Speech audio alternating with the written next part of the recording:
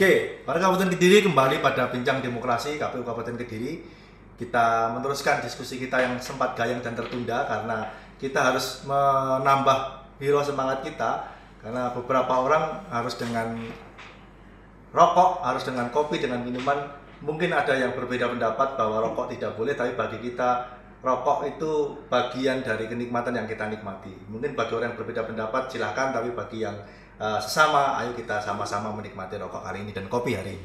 Lanjut Mas, tadi sudah berbincang tentang teori Rustika. Ada sejarah yang dulu itu pemimpin itu adalah profil yang sempurna karena dia mewakili masyarakat yang diwakili, dia juga wakil Tuhan dan juga wakil alam.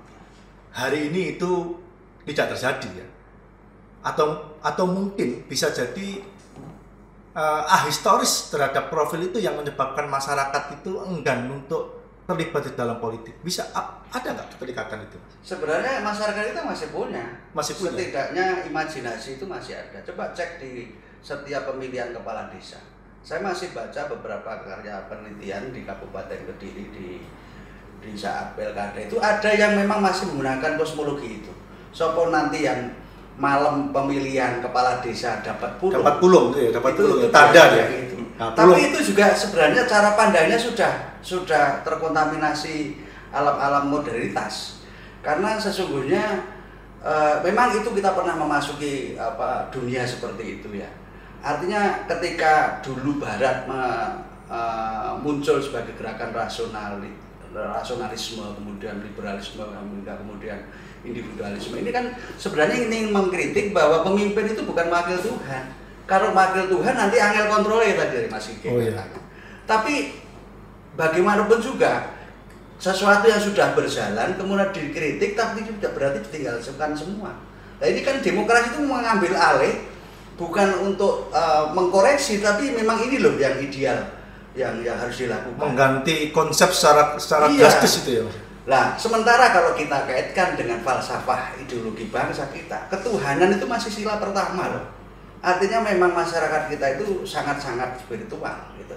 Nah, ini yang seringkali hanya merayap di pinggir-pinggir yang hanya sekedar sebagai satu wawasan. Tapi ketika hari H ya siapa yang bayar? Siapa yang bisa menguntungkan? Artinya kalau pulung itu dulu datangnya dari langit, sekarang pulung itu bisa cahaya ya, cahaya diciptakan. Karena istilahnya ini barokah gitu. Ini menarik, karena ada serangan fajar. Kalau dulu serangan fajar itu bom, sekarang serangan fajar itu adalah bagi-bagi amplop, dan itu jelas dilarang bagi kita ya, bagi kita. Oke, sudut pandang Mas Ike, apa Ike? Ada nggak versi berbeda dari pada konteks kemarin itu?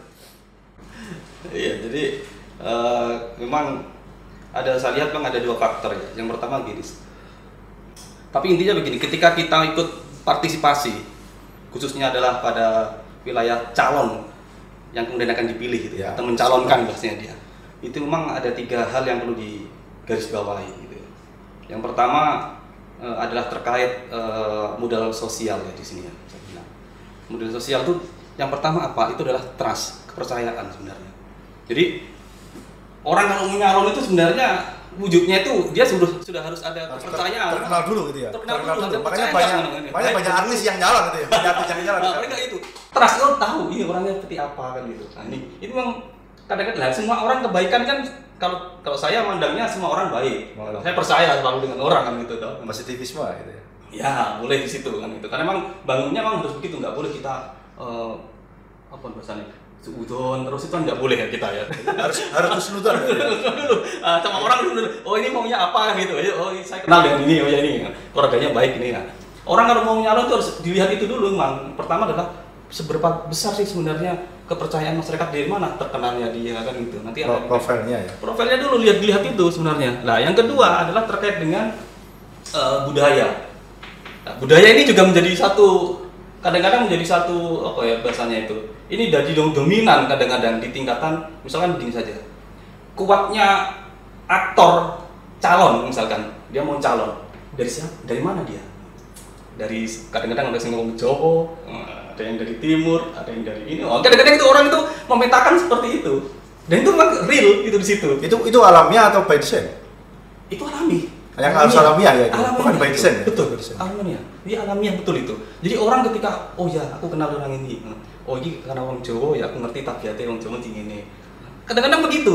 Dan itu lumrah, makanya pilihan-pilihan apa tadi yang dikatakan karismatik itu masih muncul di kita. Oh ini siapa? Pak Yai. Meskipun itu pencitraan, bisa nggak diciptakan? Tetap, karena mereka tidak memandang pada wilayah diskursus kehidupan sehari-hari. Figur itu kadang-kadang muncul itu kan langsung pada wilayah front stage ya. Bagaimana gaya dia bicara di publik. Detailnya itu ya. Iya detailnya itu yang memang nggak banyak orang. Siapa yang mau tahu kehidupan dia sehari-hari seperti apa? Nggak ada yang tahu kan gitu. Nah, ini yang menjadi satu apa? Makanya budaya dalam artian di sini ini juga menciptakan satu kepentingan khusus sebenarnya dalam menciptakan polarisasi. Aktor itu memunculkan diri. Saya tuh kalau di sini pakai gaya apa, model apa, biar diterima dengan masyarakat di sini kan gitu. Iya, betul. Nah gitu. Jadi walaupun orang Batak kadang-kadang katanya keras gitu ya, dialektikanya keras, orang Makassar juga begitu jaga keras. Kalau kemudian kita tidak mampu masuk dalam ranah-ranah budaya mereka, ya kita bisa jadi ya terjadi gap lagi di situ, nggak bisa. Jadi memang harus masuk di situ dulu. Dan yang ketiga ini yang setelah tadi kepercayaan itu muncul, kemudian ada namanya budaya, gitu ya, norma adat dan segalanya yang harus ditaati itu. Seseorang itu juga harus punya jaringan. Nah, yang jaringan ini yang menarik sebenarnya, karena dalam iklim politik itu selalu ada klaim. Nah, ini yang basis klaim ya. Ini yang memang kadang-kadang menjadikan situasi saya dapat suara sekian, kalau nggak dapat, wah pokoknya klaim dulu lah biar bisa menang. Tapi memang itu betul. Ketika ruang diskusi, ruang publik itu dikuasai mainstream, Opini banding. itu. Jadi opini, orang pasti mau nggak mau, walaupun kemudian tadi sudah tahu, oh ini baik. Tapi ketika dimunculkan suatu tadi itu kepentingan branding yang berbeda, gitu ya, oleh tadi network ya, jaringan-jaringan tadi, lawan atau kawan, itu bisa berubah 180 derajat itu. Nah, ini yang memang seringkali nanti artinya ada namanya apalagi dengan konsultan yang hanya sebatas dibayar. Maaf ya, saya tidak langsung kemudian apakah kemudian konsultan itu dibayar. Ya, kalau dibayar bukan konsultan namanya. Kalau dibayar relawan namanya. Kalau dibayar relawan namanya. Relawan ya. Nah, itu. Tapi kemudian dia secara logika dia harus memenangkan tadi calonnya. Dengan jaringan itulah yang kemudian kadang-kadang ikut memainkan pikiran dari masyarakat. Jadi ada catatan khusus bahwa memang secara kosmologi bahwa masyarakat itu memang mengharapkan sosok pemimpin itu ideal. Nah, tapi problemnya lagi. Nah, ini masuk pada konteks yang sekarang ini. Bahwa ternyata profil seseorang itu bisa di-create, bisa diciptakan. Ya. Kalau bahasanya kemarin tuh memprofilkan diri itu apa? Memprofilkan diri itu membuat isu, membuat membranding. Nah, ini branding. Nah, menurut jenengan, ini bagaimana langkah masyarakat agar tahu bahwa branding itu bagus atau tidak? Karena sebenarnya ini kalau masuk pada konteks berita hoak itu ada dua. Sebenarnya ada berita hoak itu yang menjelekkan seseorang bahwa itu kejadian tidak benar. Atau bisa jadi adalah melebih-lebihkan seseorang, kan begitu mas? Bener nggak? Kalau custom ini bisa nggak? Nah sekarang bagaimana biar orang tahu satu bahwa kalau ada hal negatif atau black campaign, kalau negatif campaign masih oke lah, karena negatif campaign itu kan aib seseorang ya, meskipun dalam konteks ini karena kita berhadapan dengan kiai-kiai ya IAIN ya kita jelaskan itu gibah itu kan dosa. Tapi kan faktanya memang di dalam konteks pemilu bahkan mantan narapidana pun harus kita laporkan. Ya, mantan narapidana harus kita laporkan, dan mereka yang harus melaporkan diri bahwa dia adalah mantan narapidana, mantan tipikor misalnya. Ada beberapa hal yang harus dilaporkan. Nah sekarang bagaimana masyarakat bisa memilah bahwa ini adalah hanya branding sesaat atau hanya profil yang dibuat-buat atau ini betul-betul profil yang bagus?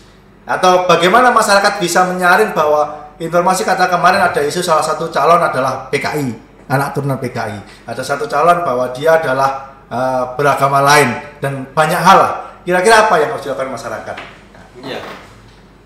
Boleh siapa dulu? Mas Gigi dulu boleh, Mas dulu boleh. Ya kalau masalah branding ya, itu kan lagi-lagi karena memang filosofinya tadi itu bahwa politik itu adalah relasional. Pencitraan ya Mas. Ya, jadi artinya saya harus menciptakan baik biar saya bisa dipilih. Betul. Persoalannya ini antar hubungan manusia kan gitu. Nah, padahal sebenarnya antara sistem politik modern dengan sistem politik katakanlah tradisional itu sama-sama punya moralitas. Moralitasnya misalkan kalau demokrasi itu adalah orang yang transparan, yang bisa mensejahterakan. Di mana-mana kan bahasa sejahtera itu di mana-mana ya, kayak semacam ayat yang paling tertinggi. Nah, orang lupa bahwa kemudian di balik sebuah karakter semacam itu harus didukung oleh sebuah kekuatan moral yang tinggi. Agamanya apa, kepercayaannya apa, kan larinya ke sana. Bagaimana kemudian kualitas hubungan kontrol dirinya dengan yang tidak kelihatan kan begitu, itu kan menjadi analisis terusnya gitu loh. Nah, pencitraan kemudian kampanye kecap nomor 1 itu memungkinkan sebagai sebuah keniscayaan karena memang relasional sekali ya namanya kekuasaan ini. Sopo sing iso nglumpukne bliting akeh suara banyak itulah yang menang. Yeah. Nah, ini tidak lepas dari teorinya Samuel Huntington. Harus ada partisipasi. Partisipasi itu saya baca Samuel Huntington itu juga boleh dimobilisasi. Mobilisasi itu kan setengah dipaksa. Boleh dirayu apalagi dikasih iming-iming. Nah, inilah yang kemudian proses kita memilih itu sudah sedemikian profan, sudah sedemikian jauh dari moralitas yang kita pelihara di dalam kehidupan sehari-hari. Inilah yang saya kira titik kritiknya di sini, bahwa boleh kenyataannya kita nggak bisa nolak demokrasi, tetapi demokrasi itu harus lahir dari sebuah motivasi moralitas yang kita pegang selama ini. Jadi seberapa jauh moralitas itu bisa mengatasi misalkan godaan-godaan yang sifatnya pragmatis misalkan. Ya. Itu akan dipertaruhkan. Artinya gini Mas, 2019 itu terjadi fragmentasi yang sangat kuat di masyarakat. Ya. Ada kelompok seolah terpecah adalah A dan B. Ya, pendukung paslon 1 dan pendukung paslon 2 ini yang sangat kuat. Menurut jenengan, apakah itu betul-betul karena keyakinan dia atas profil itu atau hanya karena branding? Salah satu yang kemudian kena pada mereka. Karena kalau itu saya tidak sepenuhnya menyalahkan penggunanya dan masyarakatnya. Jadi bayangkan sekarang ini kita mau berkomunikasi itu kan sedemikian mudah. Dan model komunikasi itu kan menggunakan logika aritmatika ya logaritma. Cara berpikir logaritma. Ketika saya berkomentar kepada si A, itu akan mengenal sekian jaringan yang ada di dalamnya. Kita pakai Facebook aja kan, temannya teman kita dapat gitu loh. Ya, nah, itu yang kemudian kita menyebabkan kita harus kemudian terlibat di dalam proses logika itu. Ketika kita tidak menyauti lagi juga kepiye, kalau nggak saya sudah melempar itu. Tapi kalau toh tidak saya menyikapi itu, saya juga dikirim itu. Dari kita itu posisinya serba harus aktif itulah. Nah, pada saat kita harus sama-sama aktif itulah yang terjadilah kekacauan di layar virtual. Tapi sebenarnya ruang batin kita di dalam masyarakat itu nggak tega kok. Ngelokne koncone dhewe, ngelokne apalagi orang yang belum kita kenal, itu nggak ada. Atau itu hanya ramai di dunia maya saja ya Mas ya? Tapi sekarang juga bisa ramai di dalam dunia sehari-hari. Ya. Karena apa? Panduan kita di dalam dunia sosial itu ada di dalam dunia virtual. Ini karena kita sudah masuk bahwa virtual kita adalah bagian dari kenyataan kita harus di-upload di dunia virtual. Ini juga tuntutan sistem. Jadi ini sudah sama sekali di luar apa yang kita miliki jauh berabad-abad yang lalu. Sehingga kemudian moralitas, kemudian kualitas kepemimpinan dan sebagainya ini jauh dari sebuah etika keagamaan lah itu. Semua agama punya itu, yang namanya pemimpin itu tidak hanya sekedar profan, ya, betul. Tidak sekedar ngatur masyarakat, tapi hubungannya dengan pertanggungjawaban dunia akhirat kan begitu, keseimbangan alam dan sebagainya. Masyarakat kita masih percaya gunung meletus banyak gempa itu tanda apa ini? Ini manusianya Pak, pemimpinnya kan begitu. Lah, ini semakin tipis, semakin lama orang memahami ini, wah kuno ini klenik itu. Padahal sebenarnya kita ini sudah diterjang sebuah sistem yang mengalienasi tadi. Mengalienasi tidak hanya kita dengan teman kita, tapi itu kita dengan kekuatan-kekuatan yang selama ini kita percaya bahwa itu kekuasaan itu bukan dari orang kok. Kan gitu. Itu given ya. Kekuasaan itu given ya. Kalau kita ingin cek, tidak ada satu kandidat pun yang dalam ikut berkompetisi, entah itu pilkada, pilkades, pileg, bahkan presiden, tidak melakukan langkah-langkah spiritual. Itu artinya bahwa kita ini kadang bergerak di dua hal yang berbeda yang kadang bertentangan. Oke, ini hal yang menarik ini. Bahwa ternyata dua kekuatan itu tidak bisa dipisahkan meskipun dalam era modern ya, bahkan bahasa dalam tanda kutip lah, pelibatan sesuatu yang tidak kelihatan atau sesuatu yang gaib, bahwa adanya penasihat spiritual, adanya kegiatan-kegiatan merapat tertentu itu menjadi terutama doa ya, karena banyak doa. Sekarang ini yang jadi pertanyaan, apa sih sebenarnya langkah-langkah atau bagaimana ini untuk masyarakat secara umum ya? Kalau bagi akademisi salah selesai lah karena pintu analisanya sangat kuat. Bagi masyarakat secara umum agar mereka tidak terprovokasi ketika ada isu hoax, agar atau tidak mereka terlalu fanatik terhadap profil yang seolah-olah dicitrakan, apa yang harus dilakukan? Kiat-kiat apa itu? Betul. Ayo Mas Kiki apa? Ya. Misalnya gini, ini ada tokoh yang sangat baik seolah-olah baik sempurna, ternyata itu hanya pencitraan. Atau ini seseorang direkayasa sedemikian dengan isu-isu hoax, bahkan datanya dipelintir. Itu bagaimana? Apa yang harus dilakukan masyarakat, Mas? Iya. Jadi kalau kita bicara tentang hoax dan apa tadi namanya black campaign, ini yang berbeda betul sebenarnya.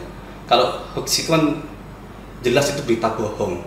Kalau sedangkan apa black campaign itu kan berarti kan negatif campaign, bukan black campaign, negatif campaign. Negatif thing. Iya. Atau jadi iya itu artinya kan menjelekkan ya. Iya. Jadi menjelekkan. Kalau kemudian terus Ya, kita break sebentar. Masyarakat pemirsa semuanya, kita berhenti sebentar karena ada azan. Kita break untuk ruang bincang demokrasi KPU Kabupaten Kediri.